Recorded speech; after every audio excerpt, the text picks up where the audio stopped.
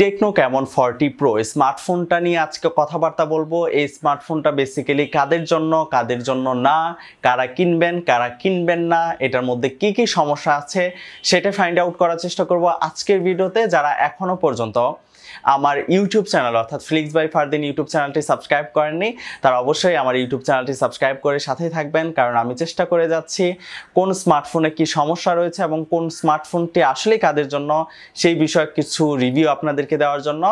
So আর কথা বাড়াচ্ছি না, শুরু করছি আজকের রিভিউ। তো আজকে যেটা নিয়ে কথা বলবো সেটা হচ্ছে টেকনো ক্যামন 40 প্রো। আসলে এই ফোনটা কেমন, কাদের জন্য, কি কি সমস্যা আছে সেটাই জানাবো। মার্কেটে আমি যখন এই স্মার্টফোনটার খোঁজ খবর নিতে যাই যে আসলে কেমন বা মার্কেটের ভ্যালু কেমন বা কনজিউমাররা কেমন বলছে, তখন গিয়ে শুনি যে এটার অফিসিয়াল যে শোরুমগুলোতে আছে সেটাতেই পাওয়া যাচ্ছে না এই স্মার্টফোনটা। মানে কি একটা অবস্থা, এত হাইপ তুলে ফেলেছে এই স্মার্টফোনটা। যাই হোক, এটা কিন্তু বাংলাদেশ মার্কেটে 256 জিবি ভেরিয়েন্টের 27,999 টাকা অর্থাৎ 28,000 টাকা প্রাইস রেঞ্জে মার্কেটে এসেছে। তো যদিও এখনো মার্কেটে ওইভাবে অ্যাভেলেবেল পাওয়া যাচ্ছে না। আমি বেশ কয়েকটি শোরুম ঘুরেছি, মিরপুরের বেশ কয়েকটি শোরুম। আই ডোন্ট নো যে আসলে ঢাকার বাইরে কিংবা অন্যান্য শোরুমে অ্যাভেলেবেল আছে কিনা, বাট মিরপুর এরিয়াতে আমি ওই রকম কোনো শোরুমে ওই রকম অ্যাভেলেবেল পাই নাই। এবং কি অনেক কাস্টমার আমার সামনেও এসে ঘুরে গিয়েছে যে এই স্মার্টফোনটা প্রি অর্ডার করতে চায় কিংবা নিতে চায়, তারা পাচ্ছে না। সো আসলে স্মার্টফোনটা কি আসলে ওই লেভেলের কিনা যে আসলে অ্যাপলের মতো সিরিয়াল দিয়ে কিনতে হচ্ছে এরকম একটা ব্যাপার স্যাপার। তো সেটাই জানানোর চেষ্টা করব। যেটা বলছিলাম, বাংলাদেশ মার্কেটে কিন্তু 256 জিবি ভেরিয়েন্টের 3টা কালার আমরা দেখতে পেয়েছি এবং 3টা কালারই মার্কেটে পাওয়া যাচ্ছে। বডি নিয়ে যদি কথা বলি, অনেকের কাছে ভালো লাগতে পারে, আবার অনেকের কাছে ভালো নাও লাগতে পারে। তবে আমার কাছে পার্সোনালি এটার আউটলুকটা অনেক ভালোই লেগেছে, কারণ এটার কালারগুলো একটু ডিফারেন্ট লেগেছে এবং অন্যান্য স্মার্টফোন থেকে এটা খুবই সূক্ষ্মভাবে আলাদা করা যাচ্ছিল এবং আমার কাছে ওভারভিউ খুবই ভালোই লেগেছে। তবে আরেকটা দিকে টেকনো খুবই এগিয়ে আছে। এটার মধ্যে কার্ভ ডিসপ্লে ব্যবহার করা হয়েছে। ডিসপ্লে নিয়ে যদি কথা বলি, এটার মধ্যে ব্যবহার করা হয়েছে অ্যামোলেড ডিসপ্লে, যেটাতে টেকনো বলছে 144 হার্টজের, যেটাতে আপনার রেগুলার 120 হার্টজ রিফ্রেশ রেট পাবেন। ডিসপ্লের সাইজ হিসেবে দেওয়া হয়েছে 6.78 ইঞ্চি কার্ভ ডিসপ্লে যেটা বলছিলাম, আর রেজুলেশন দেওয়া হয়েছে 1080x2436 পিক্সেলের, আর যেটাতে এইচডিআর ইমেজ সাপোর্ট করবে বলে টেকনো বলছে। আসলে ডিসপ্লে সেকশন নিয়ে যদি কথা বলি, আসলে ডিসপ্লে সেকশন আমার কাছে খুবই ভালো লেগেছে এবং আমি নিজেই ইউজ করেছি। এটার মধ্যে খুবই এগিয়ে আছে এই টেকনো ক্যামন 40 প্রো। আর ডিসপ্লে সেকশনে কিন্তু আরেকটা প্লাস পয়েন্ট এগিয়ে আছে। এটার মধ্যে কিন্তু গরিলা 7i ব্যবহার করা হয়েছে, যেটার কারণে আপনারা রিফ্রেশেড প্যানেলটা বা রিফ্রেশটা আরো বেশি স্মুথলি আপনারা স্ক্রল করতে পারবেন।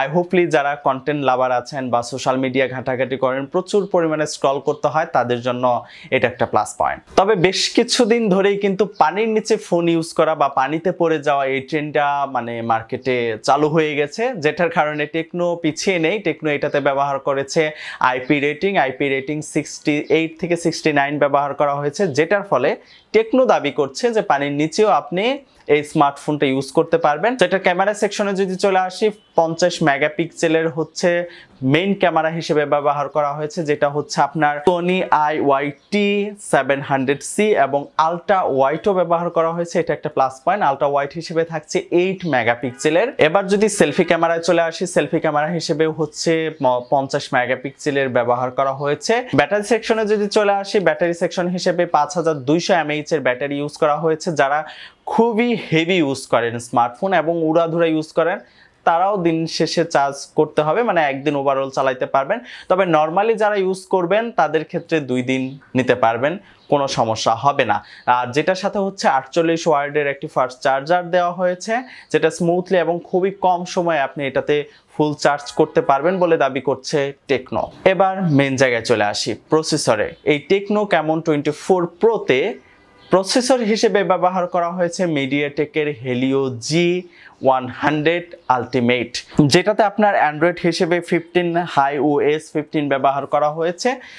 যদিও এখানে ইমপ্রুভ করার জায়গা ছিল টেকনোর। এবার মেইন পয়েন্টে আসি যে আসলে এই স্মার্টফোনটা কাদের জন্য। আমাদের বাংলাদেশে ম্যাক্সিমাম মানুষে দেখা যায় যে একটা ফোন কিনতে যাওয়ার সময় বাজেট মেবি হয়ে থাকে হচ্ছে আপনার 30,000 টাকার আশেপাশে। সবাই একটা জিনিসই চিন্তা করে যে হ্যাঁ 30,000 টাকার মধ্যে একটা ভালো একটা স্মার্টফোন নিবে, যেটাতে কিনা camera section, gaming section, battery section এবং আউটলুক তো আছেই, সবকিছু যেন একটা ডিসেন্ট পারফরমেন্স থাকে এবং স্যাটিসফাই করার মতো থাকে। তো টেকনো কিন্তু এই বাজেটটাকেই টার্গেট করে স্মার্টফোনটা মার্কেটে লঞ্চ করেছে। তবে এটা কাদের জন্য যদি বলি, এটা যারা খুব বেশি গেমার লাভার আছেন বা গেমিং করবেন তাদের জন্য না, এটাতে টুকটাক গেম করতে পারবেন এবং এন্ট্রি লেভেলের গেমগুলো করতে পারবেন। সবাই কিন্তু চায় তার স্মার্টফোন দিয়ে একটু গেমিং করবে, ছবি তুলবে বা ভিডিও করবে। সচরাচর এখন যে স্মার্টফোনগুলো সবগুলোর ব্যাটারি ব্যাকআপ কিন্তু সেমই হয়ে থাকে। সো এই ক্ষেত্রে কিন্তু টেকনো এই 40 প্রোটা একটু হলেও পিছিয়ে আছে, কারণ ভিডিওগ্রাফিটা আমার কাছে খুব একটা বেশি ভালো মনে হয় না এই স্মার্টফোনে। ইভেন এটার মধ্যে কিন্তু গেমিং পারফরমেন্সও আপনি ভালো পাবেন না। তবে সতর্ক হিসেবে বলতে চাই, যারা হেভি গেমিং করবেন বা গেমিং করার জন্য স্মার্টফোনটা নিতে চাচ্ছেন তাদের ক্ষেত্রে আমার মনে হচ্ছে না খুব একটা বেশি ভালো পারফরমেন্স পাবেন গেমিং সেকশন থেকে এই টেকনো ক্যামন 40 প্রো থেকে। সো এখন সিদ্ধান্ত আপনার যে আসলে স্মার্টফোনটা আপনি কিনবেন কি কিনবেন না, বা আপনার জন্য কতটুকু ভালো হবে স্মার্টফোনটা এই বাজেটে এসে।